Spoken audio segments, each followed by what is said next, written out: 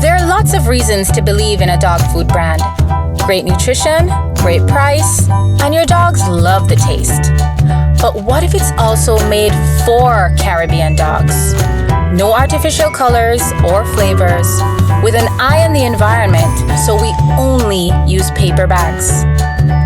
Then you will be just as happy as your dog, truly. It's true, we love dogs. Welcome to another episode of Purebred Dogs JA. This is Signet. Now, there are a lot of questions surrounding the bully breed. Now, who best to answer those questions? Peter Ibert. Let's go.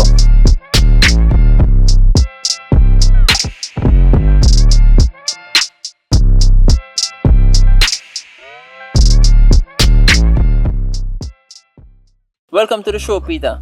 Thanks for having me. Welcome, Signet.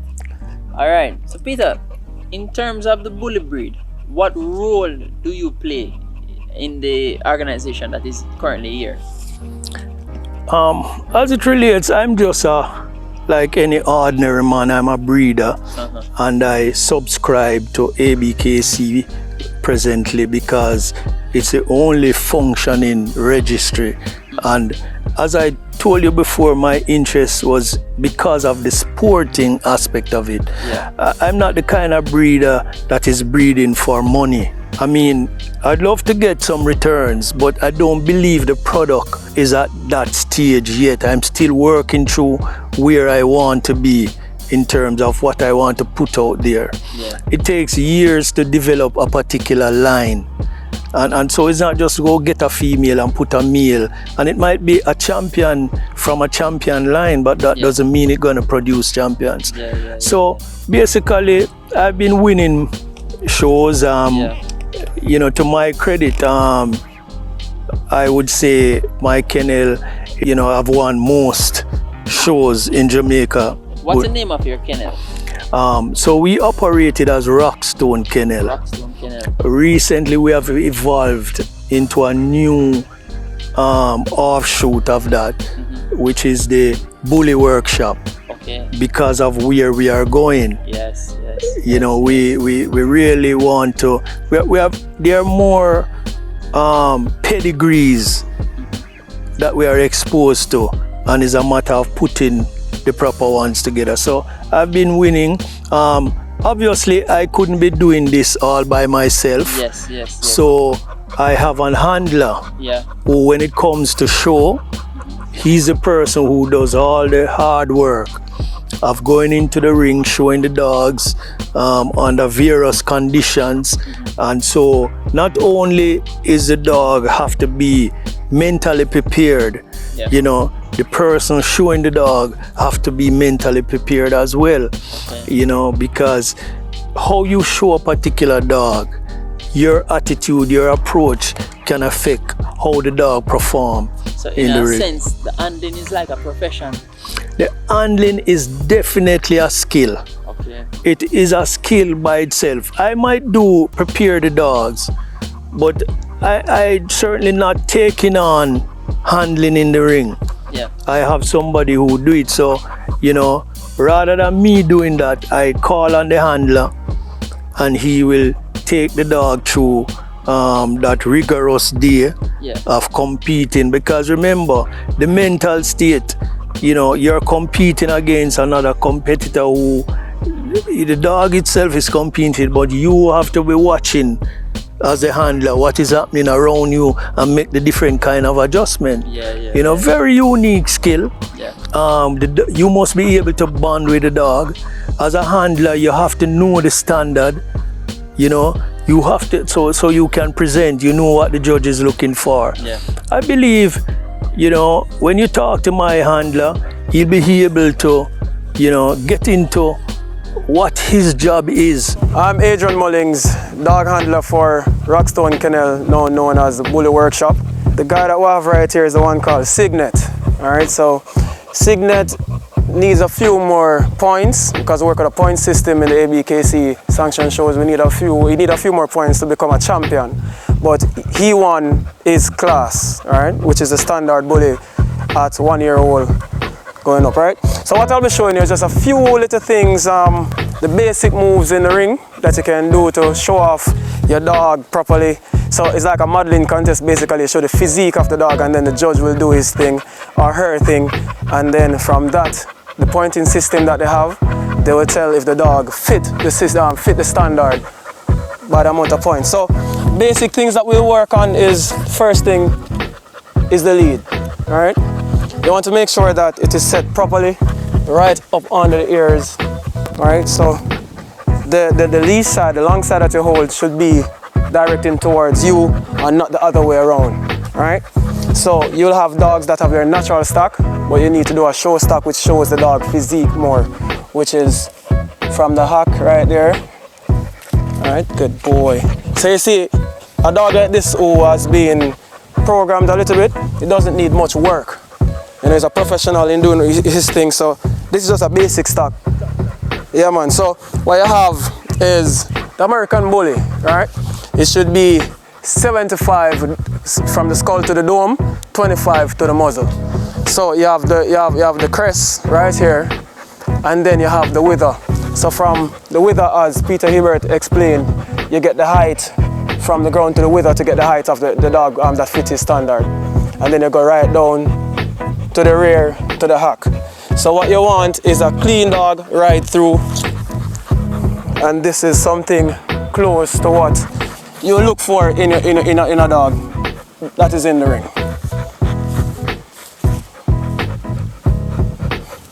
So basically the judge will just ask you, after you have done stocking the dog, the judge will just ask you to move the dog around to a certain position, and that's when the judge will see the gaiting of the dog, the movements, everything, and he will tell if the dog is in good condition health-wise as well, because you'll have to do a few laps around the ring, and from that you will tell if the dog is fit enough to enter the other competitions.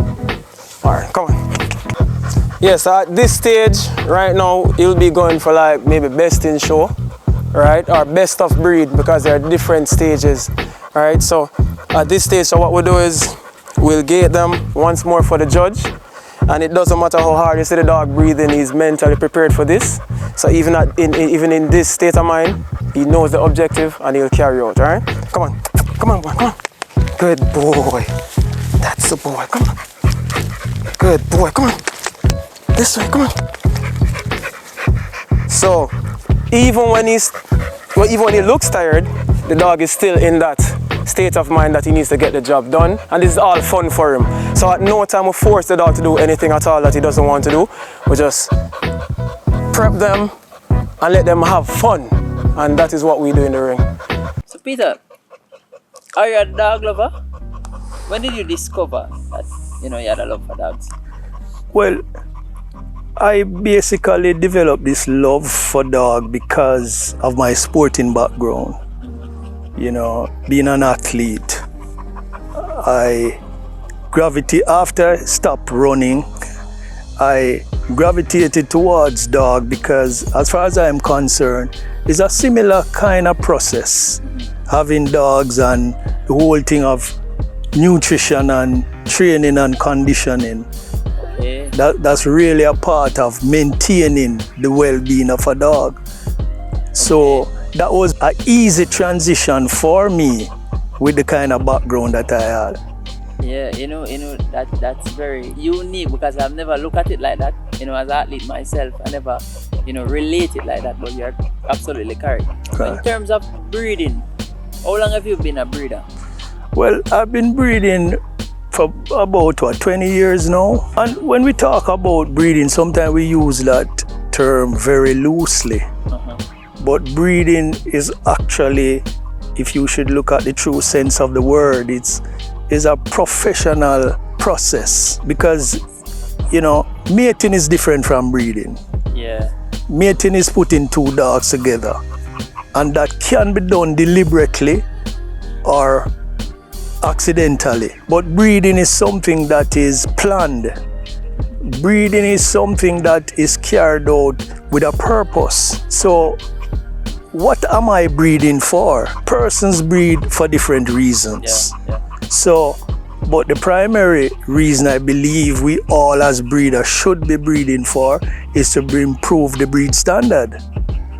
And in so doing, it means that you will try to improve on different aspects of the dog. Yeah. Because there's no perfect dog. However, we can, if we strive to breed towards perfection, then we would have better functioning dogs. Yeah. So as it relates to the bullies, there are different types, categories that these dogs fall into. I wanted to tell us, what are they? All right. For me personally, let me get this out of the way.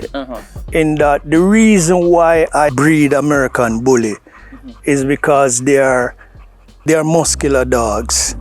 They are sturdy dogs and durable.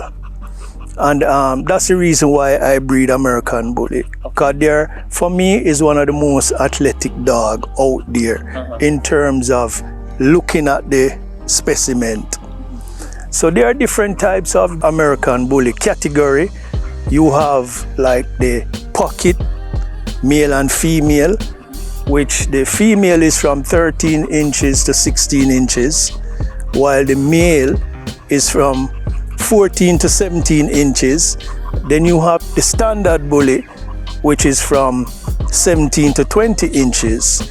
And they also have a category, which is the XL. Yeah. In between that, you have persons breeding what we now know as the micro bully, which those dogs are basically very, very small, like a Shih Tzu in a bully body. Yeah. And then you have what we call the exotics. When it started out like any other breed, it would be something that is not desirable. Yeah. I myself used to say, when people breed these exotic, is an excuse for breeding faulty dogs. Yeah. In other words, the standards seem to be more relaxed, and there are some things that are acceptable, and they are different from what the American Bully standard originally set out to achieve. Okay. Interesting that you said that. These dogs are becoming more and more popular, right? But they are not established as a breed in Jamaica. Are there any plans to do so? There's a lot of misinformation where the breed is concerned. Okay. And let us not fool ourselves. All those who have that are established breed, that was done over several years. Several years it takes to come up with a standard and say this is it. You could look at the bully breed as being in that process. We are transitioning. The unique thing about the breed that it allows other persons to be breeding to some kind of likeness. And yes, to say, what would you consider as an established breed in Jamaica because there is an affiliation to a particular club? Yeah. Well, let me inform you that in Jamaica we actually have other registries. Okay. People might not know, but most of these dogs are actually registered in the US under bigger umbrella than any other local body. What are some of the umbrellas? Like you have the ABKC. What is that? And that's the American Bully Club. And every year in December, we have a major show at Caymanas Park, which is hosted by Good Promotion. Maurice Good, he has been doing his part in establishing and help developing the breed. So he's a promoter, but he's a representative for ABKC in Jamaica. So there is actually representation and the dogs are actually registered. Recently, there was some brawl in Miami at some fun show, and ABKC has come out denouncing any such involvement, that no dog that is registered to ABKC should be at these fun shows, is authorized to be. So people, the different bodies are trying to establish a system to bring things together. It is so widespread. And I believe those persons who are talking about not being a breed, I think they have dropped the catch. They should be the one to be guiding people, instead of denouncing. There's also TBKC. It's not fully established, but what we really want to do is to establish another registry in Jamaica. So there's no monopoly. In other words, there are more shows that dogs can come out. Breeders can come out and show their dogs, and dogs can breed towards championship. So it's very hard to come up with sponsorship these days, and for one promoter to take on all of that burden, it's kind of a lot. So we're trying to establish other registry. But just be mindful, even in the US, there are several registry. Right. There is this notion that these dogs are aggressive and they only have one instinct, and that is to kill. That is a perception Jamaicans have. Many Jamaicans. Is that a misconception? I wouldn't say yes. In a broad sense, it's a misconception. But what we should be able to do is to put responsibility where it is to be. And dog owners. Dog owners. Now, there are other breeds.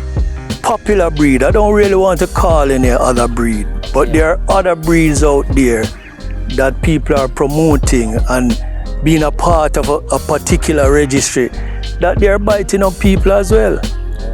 And we don't hear about it. But as soon as there's a dog with the ears cropped, you hear is a pit bull or a bully. No, that is kind of unfortunate.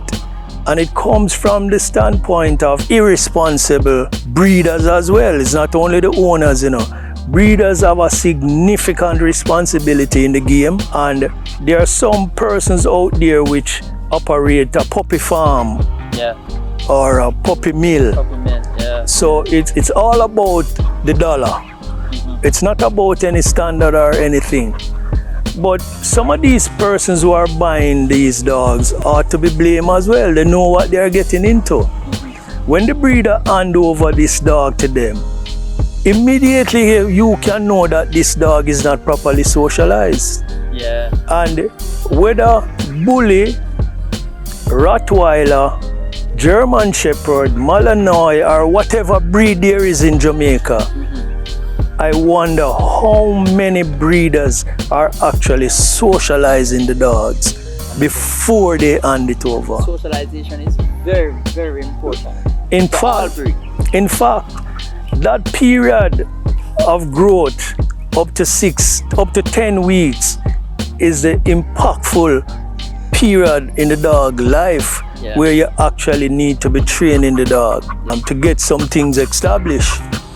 And so this, for me, is where the problem comes in Jamaica, where you have all of these issues with dogs because of the lack of socialization. The other thing about breeding really is that persons get involved in breeding not understanding the financial outlay that it requires. In other words, you need a very good female to start with. Now, if you don't own a male, it means you're going to either buy a male or you're going to have to pay for stud fee. That's more money. If the dog become pregnant, like in most cases with bully breed, you might have to do a C-section, and you're talking about $50,000 and up. You have to take that particular bitch to get checked up to see that pregnancy is all right, everything's in. When the puppies are born, you need to vaccine them. It's about $3,000 to vaccine one puppy. And you have to do, the standard is that they want to do 4 vaccines. So just imagine if you had a litter of 10. So I believe a lot of persons get involved and they're too far down the road to come back out. Their investment. And so it starts to water down their operation, and then we see all of these problems cropping up. There was limited research. Limited research. When I started, the first thing I took into consideration was am I able to feed this dog? Yeah. I focus on nutrition. I also focus on facility, because there's a place you have to house the dog properly, proper environment, so that it deals with the emotional state of the dog. And you know, basically those are the steps that I took. And you know, thank God I don't really have issues with my dogs. And I am not trying to single myself out. I'm just saying that if you take the correct approach, talk to other breeders who have been before you, more established breeders. You know, a lot of us go on the internet and we read stuff, but we don't really have an experiential knowledge. There's nothing in our system or operation that tells us that we're doing the correct thing. Alright, so now for an interesting aspect to the show, the introduction of the dogs. Let's go.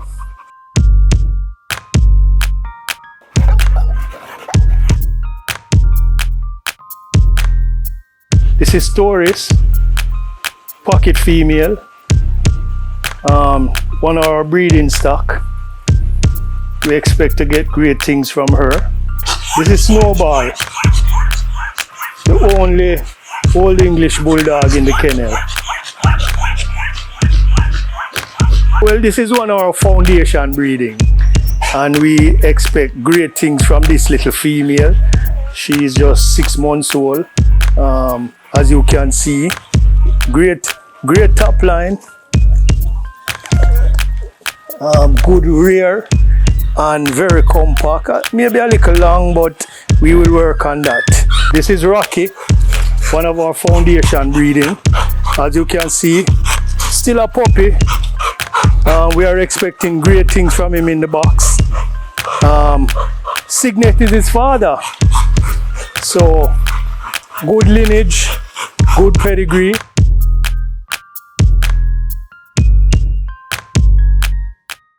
That's the end of our show for today. Follow us on all social media platforms, like, comment, and subscribe. Thanks for watching.